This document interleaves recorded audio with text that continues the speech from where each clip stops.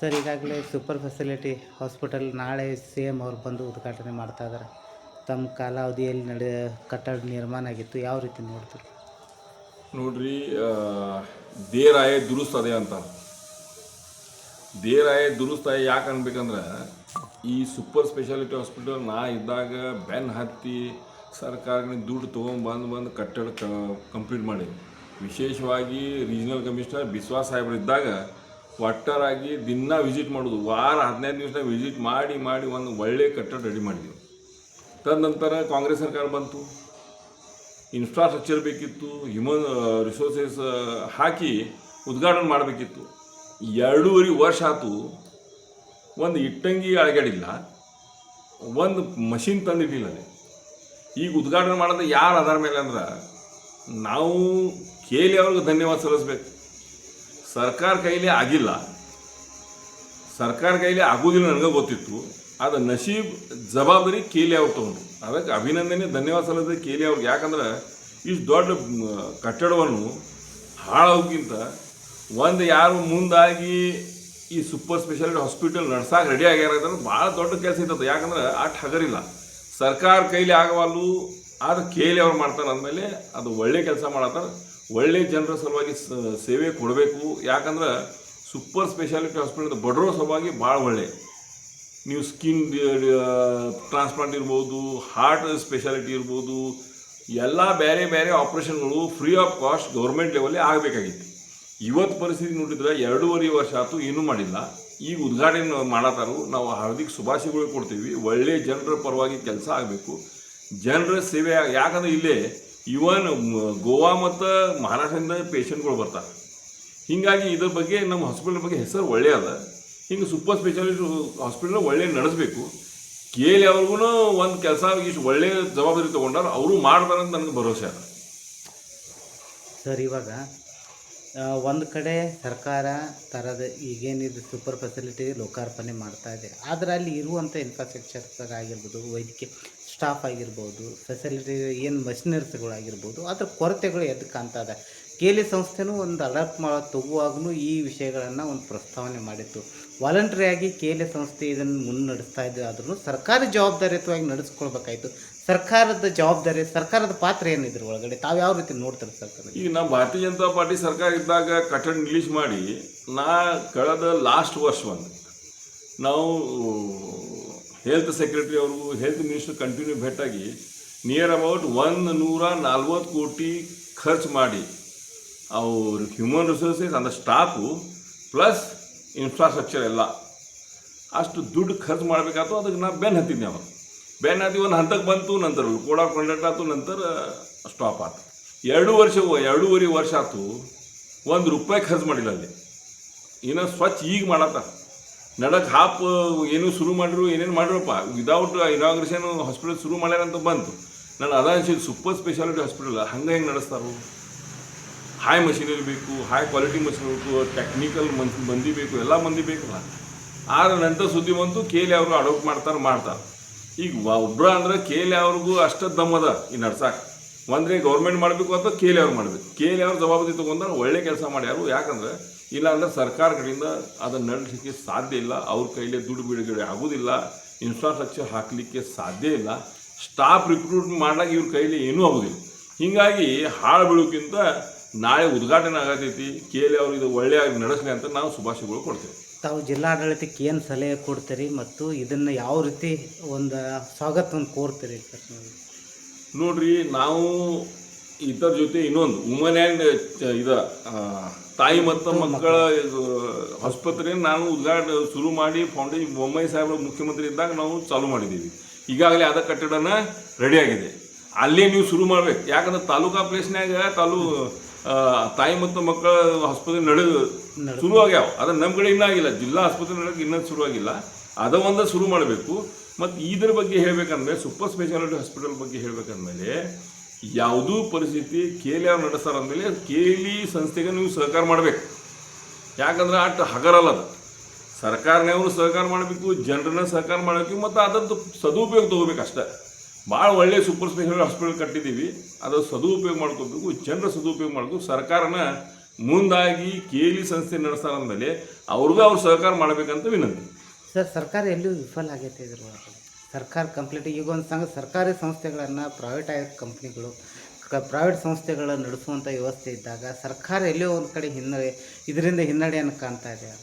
ಅಲ್ಲ, ಏನಾಗಿದೆ ಅಂದ್ರೆ ಇವ್ರ ಕಡೆ ಒಂದನ್ನು ದುಡ್ಡಿಲ್ಲ ಅಂದರೆ ಸೂಪರ್ ಸ್ಪೆಷಲ್ ಹಾಸ್ಪಿಟಲ್ ನಡೆಸ್ಬೇಕಂದ್ರೆ ನಾ ಹೇಳ್ತೀನಿ 140 ಕೋಟಿ ಎಸ್ಟಿಮೇಟ್ ಇತ್ತು. ಎದರದ ಇನ್ಫ್ರಾಸ್ಟ್ರಕ್ಚರ್ ಪ್ಲಸ್ ಹ್ಯೂಮನ್ ರಿಸೋರ್ಸಸ್ ಅಂದ್ರೆ ಸ್ಟಾಫ್ದ. ಇವ್ರ ಕಡೆ ಕಳೆದ 2.5 ವರ್ಷ ಒಂದು ತಗ್ಗು ಮುಚ್ಚಾಕಾಗಬಾರ್ದು. ರೋಡ್ ನಾವು ಏನು ಮಾಡೇವಿ ಸ್ಮಾರ್ಟ್ ಸಿಟಿ ಇದ್ದಾಗ ಆ ಸ್ಮಾರ್ಟ್ ಸಿಟಿ ಇರಲಿ, ಕಾರ್ಪೊರೇಷನ್ ಇರಲಿ, ಪಿ ಡಬ್ಲ್ಯೂ ಇರಲಿ, ರೋಡ್ ಮಾಡೀವಿ. ಅದ್ರ ನಂತರ ಯಾವ ರೋಡ್ ಮಾಡ್ಯಾರ ಇವು ಎಲ್ಲರೂ ಹೇಳಿ ನಾವು ಒಪ್ಕೋತೇವೆ. ಒಂದು ರೋಡ್ ಮಾಡಿ ತೋರಿಸ್ಲಿ. ನಾವು ಮಾಡಿದ್ದನ್ನು ಕಟ್ಟಡಗಳು ಇನ್ನೂ ಉದ್ಘಾಟನೆ ಆಗಬಾರ್ದು. CBT ಬಸ್ ಸ್ಟ್ಯಾಂಡ್ ಮಾಡಿದ್ದೇವೆ ಪೂರಾ ಕಂಪ್ಲೀಟ್, ಯಾಕೆ ಉದ್ಘಾಟನೆ ಆಗಬಾರ್ದು? ಇವನ್ ಅಲ್ಲೇ ದೇವರ ಬಗ್ಗೆ ಸಮಸ್ಯೆ ಇತ್ತು, ಅಲ್ಲೇ ಒಂದು ಕಟ್ಟಡ ಇತ್ತು ದೇವರ. ನಾವು ಹೋಗಿ ಸ್ವತಃ ಹೋಗಿ ತೆಗೆದ ಶಿವಾಜಿನಗರನಾಗ ಮಾಡಿದ್ದೇವೆ, ಯಾಕಂದ್ರೆ ಅದು ಒಳ್ಳೆಯ ಉದ್ಘಾಟನೆ ಆಗಲಿ. ಅದು ಇನ್ನೂ ತನಕ ಬಸ್ ಸ್ಟ್ಯಾಂಡ್ ಉದ್ಘಾಟನೆ ಆಗಲ್ಲ. ನಾ ಇಮಿಡಿಯೇಟ್ಲಿ ಆ ಸೆಂಟ್ರಲ್ ಬಸ್ ಸ್ಟ್ಯಾಂಡ್ ಉದ್ಘಾಟನೆ ಮಾಡಿದ್ವಿ. ಇವು ಹಿಂಗೆ ಕಟ್ಟಡ ಇಟ್ಟಾರು ಅಂದ್ರೆ ಇವ್ರ ಕಡೆ ದುಡ್ಡಿಲ್ಲ ಮತ್ತು ಇಂಟ್ರೆಸ್ಟ್ ಇಲ್ಲ. ಜನರ ಪರವಾಗಿ ಏನೇನು ಕಟ್ಟಡ ಮಾಡೀವಿ ಎಲ್ಲರೇ BJPನವರು ಕ್ರೆಡಿಟ್ ಹೋಗ್ತೈತೆ ತಿಳ್ಕೊಂಡು ಕೆಲಸ ಉದ್ಘಾಟನೆ ಇಲ್ಲ, ಏನೂ ಇಲ್ಲ. ಈಗ ಜನರ ಒತ್ತಡದ ಸಲುವಾಗಿ ಇದು ಕೆಲಸ ಮಾಡತ್ತಾರ ಅವರು. ಲಾಸ್ಟಾಗಿ ಸಮಸ್ಯೆ ಇವ್ರದ್ದೇನು, ದುಡ್ಡು ಇವ್ರ ಕಡೆ ಇಲ್ಲ, ಜನರ ಪರವಾಗಿ ಕೆಲಸ ಮಾಡೋದು ಇವ್ರ ಕೈಲಿ ಸಾಧ್ಯ ಇಲ್ಲ. ಇದು ಗ್ಯಾರಂಟಿ ಅಷ್ಟು ಹೇಳ್ಕೊಂತ ಹೋಗವು. ಗ್ಯಾರಂಟಿನ ಎಷ್ಟು ಸಕ್ಸಸ್ ಆಗ್ಯಾವ? ಒಂದು 100 ಮಂದಿಯಾಗ ಕೈ ಎಬ್ಬಸ್ರಿ ಅಂದ್ರೆ 2 ಮಂದಿ ಕೈ ಎಬ್ಬಸ್ತಾರು, ಬಾಕಿ ಎಲ್ಲರೂ ಯಾರೂ ಕೈ ಎಬ್ಸೋದಿಲ್ಲ, ಯಾರಿಗೂ ದುಡ್ಡು ಸಿಗಲಿಲ್ಲ ಅಂತಾರು. ಇಂಥ ಸಮಸ್ಯೆ ಅದಾವ. ಹೀಗಾಗಿ ಇವ್ರ ಜಗಳ ಒಳಗೆ ಇದು ಜನರ ಪರವಾಗಿ ಕೆಲಸನ ಬಂದ್ ಮಾಡಿಬಿಟ್ಟಾರು. ವಿಶೇಷವಾಗಿ ಬೆಳಗಾವಿ ಸಮಸ್ಯೆ ನಾವು ಹೇಳ್ತಿಲ್ಲ. ಈಗ ತಾಯಿ ಮಕ್ಕಳ ಹಾಸ್ಪಿಟಲ್ ರೆಡಿ ಆಗೈತಿ, ಅದು ಉದ್ಘಾಟನೆ ಮಾಡಬೇಕಿತ್ತು. ನೀವು ಸೂಪರ್ ಸ್ಪೆಷಾಲಿಟಿ ಹಾಸ್ಪಿಟಲ್ ನೀವು ಉದ್ಘಾಟನೆ ಮಾಡುವಲ್ಲ, KLE ಅವರ ಸಂಸ್ಥೆ ತೊಗೊಂಡಾರ. ಅದ ನಮ್ಮ ಬೆಳಗಾವಿ ಜನರ ನಸೀಬ್ ಅದ. CBT ಬಸ್ ಸ್ಟ್ಯಾಂಡ್ ರೆಡಿ ಅದ, ಅದರದ್ದು ಉದ್ಘಾಟನೆ ಇಲ್ಲ. ಭಾಳಷ್ಟು ಕೆಲಸಗಳು ನಾವು ಶುರು ಮಾಡಿ ಕಂಪ್ಲೀಟ್ ಮಾಡೀವಿ, ಉದ್ಘಾಟನೆ ಮಾಡೋಕ್ಕಾಗಬಾರ್ದು. ಒಂದು ರೋಡ್ ಬೆಳಗಾವಿನಾಗ ಮಾಡಿ ತೋರಿಸ್ಲಿ ಬೇಕಾದ ಹೇಳ್ತೇವೆ ನಾವು. ಯಾವ ರೋಡ್ ಮಾಡ್ಯಾರು? ನಾ CC ರೋಡ್ ಇಡೀ ಬೆಳಗಾವಿನಾಗ ಮೇನ್ ರೋಡ್ CC ರೋಡ್ ಎಲ್ಲ ಮುಗಿಸ್ಯಾನ. ಇನ್ನೂ ತನಕ ಯಾವ ರೋಡ್ ಮಾಡ್ಯಾರ ಹೇಳಿ? 2.5 ವರ್ಷ. ನನ್ನ ಕಾಲದಲ್ಲಿ 2.5 ವರ್ಷ ನಮ್ಮ ಕರೋನಾ ಒಳಗೆ ಹೋತು. 1 ವರ್ಷ ಡ್ರಾಟ್ ಇದು ಮಳೆ ಸಮಸ್ಯೆ ಆಯ್ತು. ನಮ್ಗೆ ಸಿಕ್ಕಿದ್ದು ಎಷ್ಟು ವರ್ಷ? 2 ವರ್ಷ. 2 ವರ್ಷ ಒಳಗೆ ಇಡೀ ಬೆಳಗಾವದ ಸಿಟಿ ನಾರ್ತ್ ಒಳಗಿಂದ ಎಲ್ಲ ಮೇನ್ ರೋಡ್ ಮುಗಿಸೋ ನಾವು. ಕಾಲೇಜ್ ರೋಡ್ ಇರಲಿ, KLE ರೋಡ್ ಇರಲಿ, SP ಆಫೀಸ್ ರೋಡ್ ಇರಲಿ, ಮಹಾಮೂರ್ತಿ ರೋಡ್ ಇರಲಿ, ಯಾವ ರೋಡ್ ಇದ್ದಾವೆ? ಇದ್ದಿದ್ದ ರೋಡ್ ಹಾಡಿ ಅರ್ಧ ರೋಡ್ ಮತ್ತೆ ಕೆಡ್ಸ್ಯಾರ. ಸರ್ ಇದ್ರ ಒಳಗಡೆ L&T ಕಂಪ್ನಿ ಒಂದು ಬೆಳಗಾವಿಗೆ ಶಾಪ ಅಂತನೂ ಒಂದು ಸ್ಥಿತಿ ನಿರ್ಮಾಣ ಆಗಿದೆ. ನೋಡ್ರಿ, L&T ಕಂಪ್ನಿಯವ್ರಿಗೂ ನಾವು ವಾರ್ನಿಂಗ್ ಕೊಟ್ಟಿದ್ದೀವಿ. ನೀವು ಹಡ್ಡವ್ರಿದ್ರೆ ಗೌರ್ಮೆಂಟ್ ಜಾಗ ಸೈಡಿಂದ ಹಡ್ರಿ, ರೋಡ್ ನಡ್ಕಿಂದ ಹಡ್ಡಕ್ಕೆ ಹೋಗ್ಬೇಡ್ರಿ. CC ರೋಡ್ ಒಂದು ಸಲ ಹಡ್ಡಿದ್ರೆ ಅದು ಒಳಗಿಂದ ಮಣ್ಣು ಕುಸಿದ ರೋಡ್ ಕಂಪ್ಲೀಟ್ ಆಗ್ತದೆ. ಆವಾಗ ನಾ ಹೇಳ್ತೇನೆ, ಅಶೋಕ್ ನಗರ್ನಲ್ಲಿ ರೋಡ್ನ ನಿಲ್ಸಿದ್ನಿ. ಯಾಕೆ ನಿಲ್ಸಿದ್ದ? ಬಾಜು ಕಾರ್ಪೊರೇಷನ್ ಲ್ಯಾಂಡ್ ಅದ. ಕಾರ್ಪೊರೇಷನ್ ಲ್ಯಾಂಡ್ ಒಳಗಿಂದ ನೀವು ಹಡ್ ಹೋಗ್ರಿ, ಪೈಪ್ಲೈನ್ ಹಾಕಿ ಒಂದು ಉದಾಹರಣೆ. ಆದ್ರೆ ಈಗ ನಾ MLA ಮುಗಿದ ಮೇಲೆ, ಕಾಂಗ್ರೆಸ್ ಸರ್ಕಾರ ಬಂದ ಮೇಲೆ ನಡ್ಕಿಂದ ಹಡ್ಬಿಟ್ಟಾರು. ಇದ್ದಿದ್ದ CC ರೋಡ್ ಪೂರಾ ಡ್ಯಾಮೇಜ್ ಮಾಡಿಬಿಟ್ರು. ಕನ್ಬರಿರ ಹಂಗೆ ಮಾಡ್ಯಾರ. ಅಲ್ಲಿ ಬಾಜುಗೆ ನಿಮ್ಮ ಸರ್ಕಾರ ಜಾಗ ಇದ್ದಾಗನ ನೀವು ನಡ್ಕಿಂದ ಹಡ್ಡಕ್ಕೆ ಯಾಕೆ ಕೊಡ್ತೀರಿ? ವಿಫಲ ಏನಂದ್ರು ಇವು ಸರ್ಕಾರಿ ಅಧಿಕಾರಿ ವಿಫಲ ಆದ್ರು, ಅದ್ರೊಳಗೆ L&Tನವ್ರು ಫೇಲ್ ಆದರು, ಮತ್ತು ಲೋಕ ಪ್ರತಿನಿಧಿ ವಿಫಲ ಆಗಿದೆ. ಸ್ವಚ್ಛ ಹೇಳ್ಬೇಕಂದ್ರೆ ಎಲ್ಲರೂ ಫೇಲ್ ಆಗಿರುತ್ತೆ. ಸರ್ ಇವಾಗ ಮಹಾನಗರ ಪಾಲಿಕೆ ಅವ್ರ ಮೇಲೆ ಇದು L&T ಕಂಪ್ನಿಗೆ ಪದೇ ಅವ್ರಿಗೆ ವಾರ್ನಿಂಗ್ ಕೊಡ್ತಾ ಇದೆ. ವಾರ್ನಿಂಗ್ ಕೊಟ್ಟರು ಅವರು ಅದನ್ನು ಸುಸೂಕ್ತವಾದ ಟೈಮ್ ಪಿರಿಯಡ್ನಾಗ ಕೆಲಸ ಮುಗಿಸ್ತಾ ಇಲ್ಲ. ಇದ್ರ ಕಡೆ ಒಂದು ಯಾವ ಒಂದು ಎಂತಂತಂದ್ರೆ ಪ್ರತಿಯೊಬ್ಬ ಬೆಳಗಾವಿ ಜನತೆ ಒಂದು L&T ಕಂಪ್ನಿ ಅಂತಂದ್ರೆ ಒಂದು ಬೇಸರದಿಂದ ನೋಡುವಂಥ ಸ್ಥಿತಿ ಅದ. ಸೊ ನೋಡ್ರಿ, ಅವ್ರ ಮೇಲೆ ಯಾವುದೂ ಪ್ರೆಷರ್ ಇಲ್ಲ, ಕಂಟ್ರೋಲ್ ಇಲ್ಲ. ನಾವು ಇದ್ದಾಗ ಯಾವಾಗ ನಾನು ಅಭಯ್ ಪಟೇಲ್ ಅವ್ರು ಮೀಟಿಂಗ್ ಮಾಡ್ತಿದ್ದೀವಿ, ಆವಾಗ ಅವ್ರು ದಂಡ ಹಾಕಿದ್ದೆವು. ನೀವು ಹಿಂಗೆ ಕೆಲಸ ಮಾಡಿದ್ರೆ ದಂಡ ಹಾಕ್ತೀವಿ, ದಂಡ ಹಾಕಿದೆವು. ನಂತರ ಕೆಲಸ ಮಾಡೋದಿನ ಹಡ್ ಹೋಗೋದು 1-2 ತಿಂಗಳು ಹತ್ತು ಹೋಗೋದು. ನಾವು ಹಂಗೆ ಮಾಡಿಲ್ಲ. ನೀವು 1 ಕಿಲೋಮೀಟ್ರ್ ಹಟ್ಟಿದ್ರೆ 1 ಕಿಲೋಮೀಟ್ರ್ ರೋಡ್ ಮಾಡಿ ಮುಂದೆ ಹಡ್ಬೇಕಂತ ಒಂದು ಕಂಡೀಷನ್ ಹಾಕಿ ಮಾಡಿದ್ದೆವು. ಈಗ ಯಾರು ಕಂಟ್ರೋಲ್ ಇಲ್ಲ, ಒಟ್ಟು ಹಡ್ಕೊಂಡು ಹೋಗೋದು. ಈ ಕಡೆ ಹಿಂದಿಂದ ಬರ್ತಾರೋ ಹೋಗ್ತಾರೋ, ಜನರು ಸಿಗ್ತಾರೋ, ಎಲ್ಲ ರೋಡ್ಗಳು ಸತ್ಯಾನಾಶ ಮಾಡಿ ಇಟ್ಟಾರಿ. ಒಂದು ಮಾಡಿದ ರೋಡ್ ಒಳಗೆ ಮಾಡೋಕೆ ಹೊಸ ಮಾಡೋದು ಬೇಡ, ಇದ್ದಿದ್ದ ಮೇಂಟೈನ್ ಮಾಡಿರಿ. 30 ವರ್ಷ 20 ವರ್ಷದ ರೋಡ್ ಗ್ಯಾರಂಟಿ ಅದಾವೆ. ಮತ್ತು ಹಿಂಗೆ ಮಾಡಿದ್ರೆ ಹೆಂಗಿದೆ? ಬೆಳಗಾವಿ ದೊಡ್ಡ ಸಮಸ್ಯೆಗಳು ಬಂದುಬಿಟ್ಟೈತಿ. ಯಾಕಂದ್ರೆ ಲೋಕಪ್ರತಿನಿಧಿ ಇರಲಿ, ಸರ್ಕಾರಿ ಅಧಿಕಾರಿ ಇರಲಿ, ಇವರು ಯಾರ ಮೇಲೆ ಯಾರ್ದು ಕಂಟ್ರೋಲ್ ಇಲ್ಲ. ಹೀಗಾಗಿ ಎಲ್ಲ ಕಟ್ಟಡಗಳು ಹಂದ ಬಿದ್ದಾವೆ. ಈಗ ಸರ್ ಇದಕ್ಕೂ ತಾವು ಯಾವ ರೀತಿ ಒಂದು ಸಲಹೆ ಕೊಡ್ತಾರೆ ಸರ್ ಜಿಲ್ಲಾ ಆಡಳಿತಕ್ಕೆ ಮತ್ತು ಇಲ್ಲಿ ಆಡಳಿತ ಮಂಡಳಿ? ಆಡಳಿತ ಮಂಡಳಿಗೆ ಒಂದೇ ವಿನಂತಿ ಅಂದರೆ, ನೀವು ಏನೇನು ಪ್ರಪೋಸಲ್ ಗೌರ್ಮೆಂಟ್ ಕಳಿಸ್ತೀರಿ ಅಲ್ಲೇ ಫಾಲೋ ಮಾಡಿ ಅಲ್ಲಿಂದ ಅಪ್ರೂವ್ ಮಾಡ್ಕೊಂಡು ಇಲ್ಲೇ ಬರಬೇಕು.